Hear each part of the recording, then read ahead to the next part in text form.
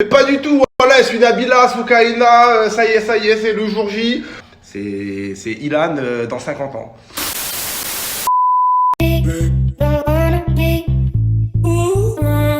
Salut à toutes et à tous, j'espère que vous allez tous très bien et que vous êtes en train de passer une excellente journée. Avant que la vidéo ne commence, on remercie les 5 meilleurs abonnés qui ont commenté en premier la dernière vidéo. Si toi aussi tu souhaites faire partie des 5 meilleurs abonnés de la prochaine vidéo, il suffit d'être abonné, de liker la vidéo et d'être dans les 5 premiers commentaires. Comme vous avez pu le voir dans le titre de la vidéo, aujourd'hui on va principalement parler de Selim. Je ne sais vraiment pas si vous vous souvenez de Selim, il a autrefois participé à de nombreuses émissions de télé-réalité, comme Les Princes et les Princesses de l'amour, ou encore Les Anges de la télé-réalité. Mais depuis quelque temps, Selim ne participe plus à ces émissions. Il y a plusieurs heures, Selim a décidé de s'exprimer sur ses réseaux sociaux pour passer un gros coup de gueule. En effet, il a tout d'abord décidé de parler de certaines filles qui aujourd'hui vivent entièrement dans le paraître. Il a ensuite parlé du candidat aux élections présidentielles Zemmour pour tacler Ilan.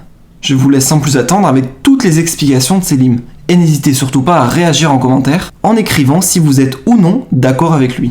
Ah les gars, c'est quoi cette génération de merde, frère? Voilà, tu sors avec... Aujourd'hui, tu veux pas sortir avec une meuf sans qu'elle veuille se référencer à Nabila, aux influenceuses, aux Instagrammeuses, la vie de rêve, le couple Gaulle, Chloé Keder. Mais c'est quoi ces conneries de merde, frère?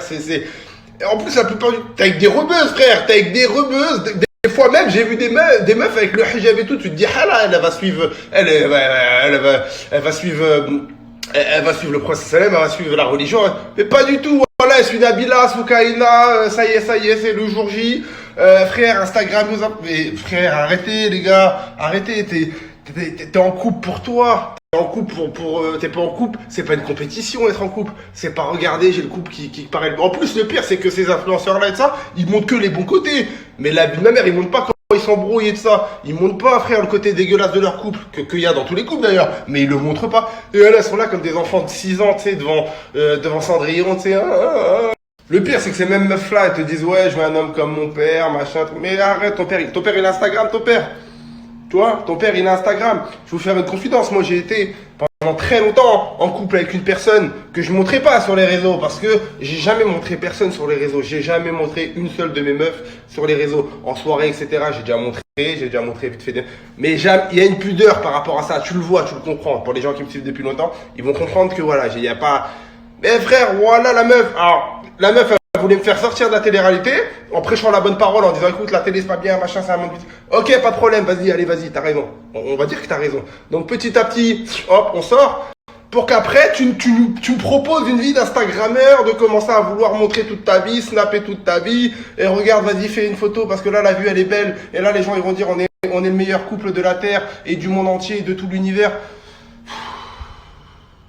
Tout le monde ne veut pas être dans le paraître. C'est comme ça, frère. Il faut arrêter.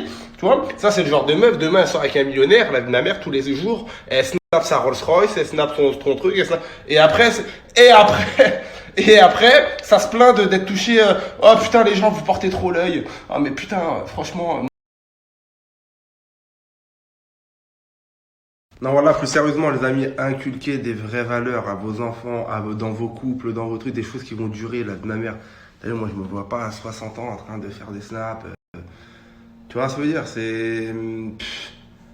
Après, voilà, je vais pas, sans aller d'un extrême à l'autre. Tu vois, tu peux montrer des choses. Mais en fait, c'est...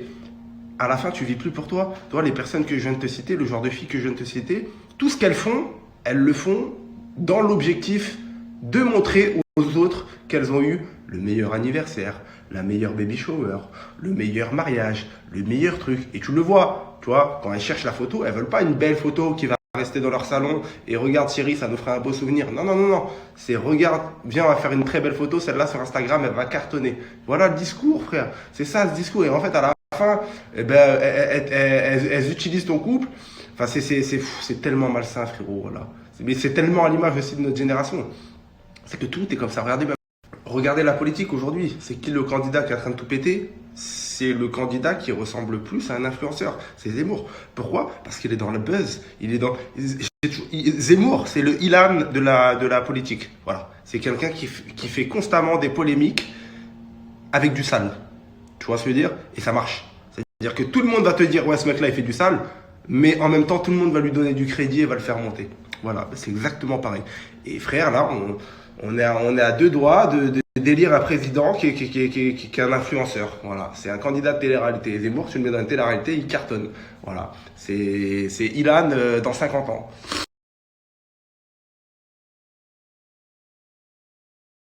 Tu sais, à la fin, t'es partagé, tu sais, t'es là, tu regardes ta meuf, tu dis, bah, tu m'aimes ou... En fait, le mariage, ça, c'était juste pour impressionner tes copines.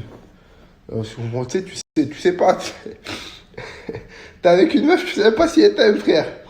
Ou si tout ça, c'était pas une mise en scène pour impressionner l'entourage et les followers. Qu'elle n'a pas d'ailleurs en plus, hein, parce que la plupart des meufs, c'est des meufs elles ont 20 personnes qui les suivent sur Insta. Mais elles font comme si c'était des Instagrammeuses, c'est genre... y a personne qui te suit, arrête. C'est toi qui suis les gens. Toi, personne te suit. C'est toi qui suis les gens qu'il faut pas suivre. Mais que tout le monde suit, bien sûr. Si tu reprends la vie avec la vie de couple, le plus important, c'est quoi? Ce qu'on devrait tous rechercher, c'est de chercher à retrouver ta femme ou à retrouver ton mari après la mort. Tu vois ce que je veux dire? C'est ça qu'en fait qu'on devrait chercher. Parce qu'en vrai, la seule chose qui mérite qu'on consacre du temps, c'est le durable. D'accord? Tu vois les gens dans la finance, dans l'argent, même dans le monde du travail, ils cherchent à investir, ils disent toujours dans le temps. Je veux faire de l'argent dans le temps. Alors que même ce temps-là, il est limité, tu vois ce que je veux dire? Mais par contre, quand tu leur parles de la vie après la mort, pourquoi? Parce que leur cerveau, il s'arrête là, il s'arrête à cette limite en fait. Parce que trop rationnel, des gens trop rationnels. Et quand tu es trop rationnel, le cerveau humain, il accepte pas qu'il y ait une chose qui n'ait pas de limite de temps. Parce que tout ce qu'on connaît a une limite de temps. Tout, la vie, l'amour, la maladie, tout a une durée, tout a un début et une fin. Et dès lors où tu leur parles de ça et que tu leur dis aux gens, essaye, tu verras, tu leur dis, mais tu es au courant que quand tu vas mourir, parle pas de religion, hein, parle pas de religion, hein. Juste de ce qu'on sait de la mort. T'es au courant que quand tu vas mourir, ça va jamais s'arrêter? Et c'est quoi ne jamais s'arrêter? C'est quoi indéterminé? Définis-moi indéterminé. Déjà là, tu commences à flipper, tu vois? Et directement, ton cerveau, il veut sortir de ça. T'as pas envie de continuer à penser à ça, parce que ça te met mal, la vérité. Et ça, c'est tout le monde. Parce que on est configuré comme ça, tu vois? Mais quand tu t'efforces à te dire que tu vas être mort, peu importe tes croyances, peu importe que tu penses qu'il va rien se passer ou qu'il va se passer, mais une chose où on est tous d'accord, c'est que ça ne va jamais s'arrêter. Que c'est illimité. Tu vas être mort illimité. C'est bizarre hein, quand même, hein, ça fait mal au cerveau. Hein. Qu'est-ce qui est illimité aujourd'hui? Rien, on connaît rien de illimité. Donc on ne peut pas l'envisager. Et pour en revenir à l'amour, moi, demain, j'aime une femme, j'ai pas envie que ça s'arrête là. Sinon, c'est quoi le sens? C'est quoi le but? Pourquoi on s'est aimé? Pourquoi on a fait des enfants? Pourquoi on a eu des sentiments forts l'un et l'autre? Pour que ça s'arrête? C'est pas normal. Déjà, ça, c'est pas normal, tu vois ce que je veux dire? C'est pas logique, tu vois? Et même même quand je dors, je suis jamais totalement inconscient. T'as les rêves, t'as les trucs, t'as les machins. Donc, impossible pour moi, c'est là je vous partage ma vision des choses. C'est impossible qu'il se passe rien. Et c'est sûr, si on s'est aimé, s'il y a les sentiments, s'il y a l'amour, c'est quoi un sentiment? Qui a créé les sentiments? Comment ça a apparu les sentiments? Qu'est-ce qui fait qu'on aime ou on n'aime pas? Tu vois? Frère, impossible que je sois amoureux de ma femme et je crée une famille, etc. et que ça s'arrête là et qu'il n'y ait rien après. Donc moi, mon objectif, c'est pas de paraître le couple le plus heureux sur Instagram. C'est pas de paraître le plus heureux sur Instagram. C'est de retrouver ma femme, mes enfants, c'est pareil.